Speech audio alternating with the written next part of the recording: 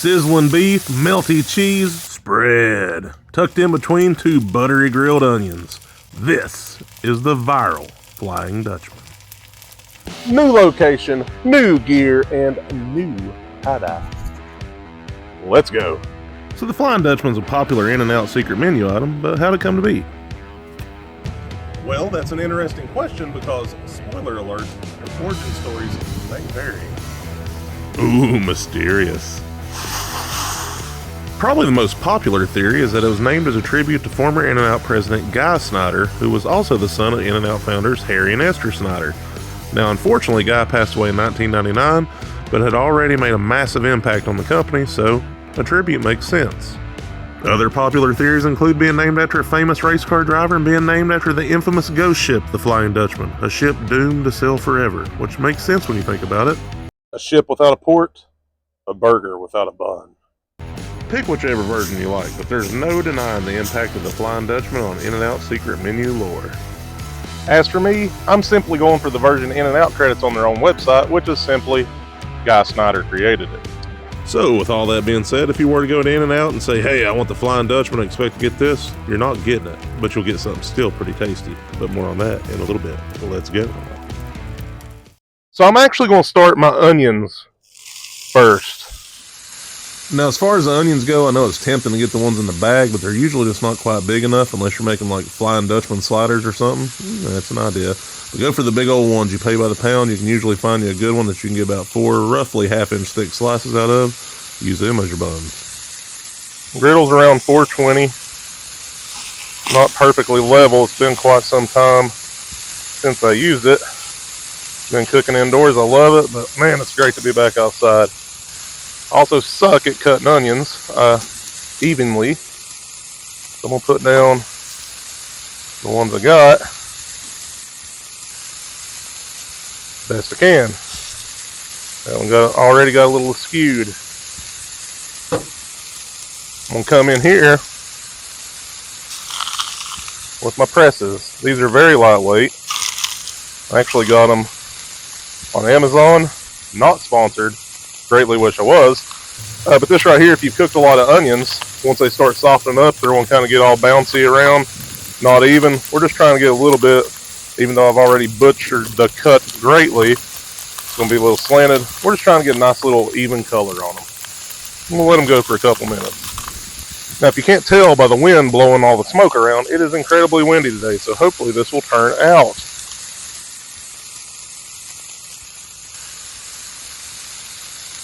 Let's see what we got. Oh no! Oh no! That was one of my show onions. Let's see if I can fix it. Oh goodness.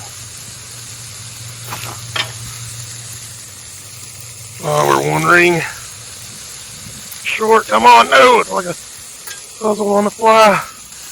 What's this? Press. Yeah! Press saves the day. They say there's no such thing as bad press, right? So I'm going to go ahead and let these start finishing. You want them to cook down a little bit so it kind of wraps. But you also don't want them just mushy either. So you want a little bit of structural integrity left. But you also don't want it to be completely raw for the viral version. I'll fix that one off screen. The miracle of editing. We'll actually pull these down to the bottom where it's not as hot. Let's see how the other side of this one's looking. See, you gotta press it. My edges are getting done, but the inside not so much. Yeah. Stay in there. I need my cast iron press for this one. It's been sneaky.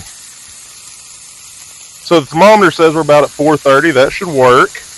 I'm going to come in, put my balls down. Now this right here, if you're one of the people lucky enough to have an In-N-Out burger within a day's drive, I'm not jealous, not bitter at all. But seriously, In-N-Out's been around for a long time. They got a great reputation. That's because they do things the right way from what I hear. So I'm going to try it their way as close as I can.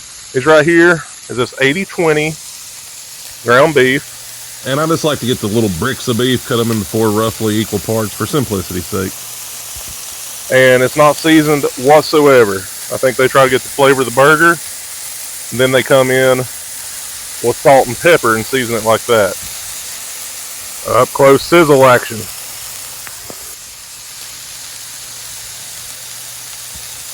So for this part, I highly recommend the Griddle gloves. And I got to get them on before my parchment flies off. Grab the parchment. Grab the press. Parchment down. Press down.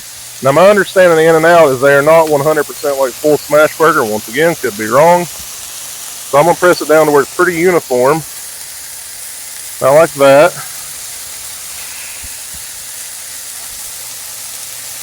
Let me know what you think if you've had them. Like I said, I may very well be wrong.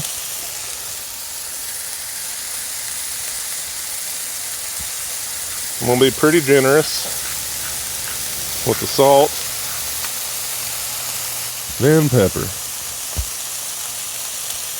So we're going to give our burgers a check. And you know, I hadn't used this griddle for literally about 3 years. And I was pretty impressed with how good the seasoning had held up. And I'm still getting under the burger, so, you know, you get that natural release. And look at that. Nice. Alright. Go ahead. Kind of breaking in the middle. That just gives it character. That one's breaking all over. We don't want too much character.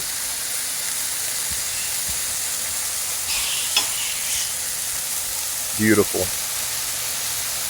Cheese that has almost dried out from this windy day. I hope it will still melt, because I need it. When in doubt, steam it out. It melted. I'm happy. But that's the traditional. Just 2 pieces of meat, 2 slices of cheese, nothing else. Minimalist burger, maximum height. I'm gonna flip that over. Ooh, about lost it all. Come on. Now for the viral version, if you're wanting this, you can probably go in and say, I want the viral Flying Dutchman. They'll know what you're talking about. Came incredibly popular a couple years ago. It's February 2026. Actually, beautiful day for February when I'm filming this. But it's catching on again. So if you say the viral Flying Dutchman, they'll probably know what you're talking about. But I think another way people say it is, I want an onion wrap. Onion wrapped with spread. Copycat In-N-Out sauce, or spread, I believe they call it. And it's simple enough to make. 1/2 cup of mayo, 3 tablespoons of ketchup, 1 tablespoon each of minced onion, sweet relish, 1 teaspoon each of mustard and white vinegar. Just mix it well. Try to mix it the day before you plan on using it. Really give them flavors a chance to get to know one another. Go light. This right here is already almost impossible to eat like a burger, as it is tastes so good. But very light with the spread. You can dip it in, it may be easier. Little spread. I lost these things again. Let's see. Ooh, that bottom's almost burnt. You know what? We're gonna give it a try anyway.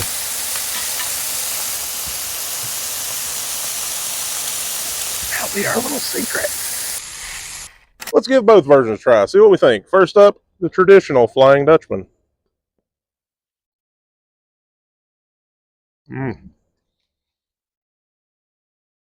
Wind's kind of cooled off my cheese. If I could hit that when it was just fresh and melty, whew, but still good. Now look, cheese kind of acted like a little glue. Let's see if there's any chance of us remotely eating this like an actual hamburger. Ah, that's still hot.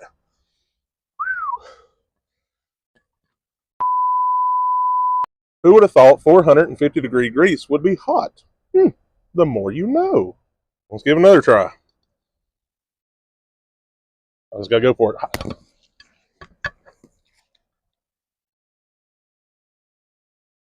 Second degree burns aside.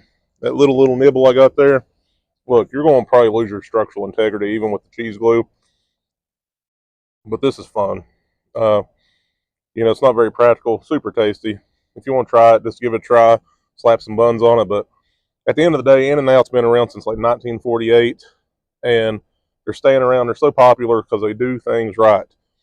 And I really wish I had one. If you get to try In-N-Out, let me know how it is.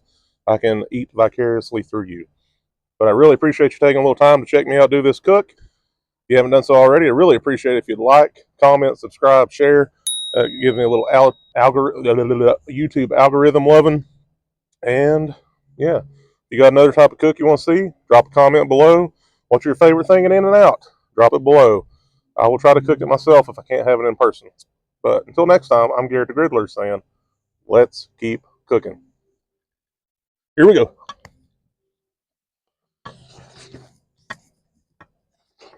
Ah!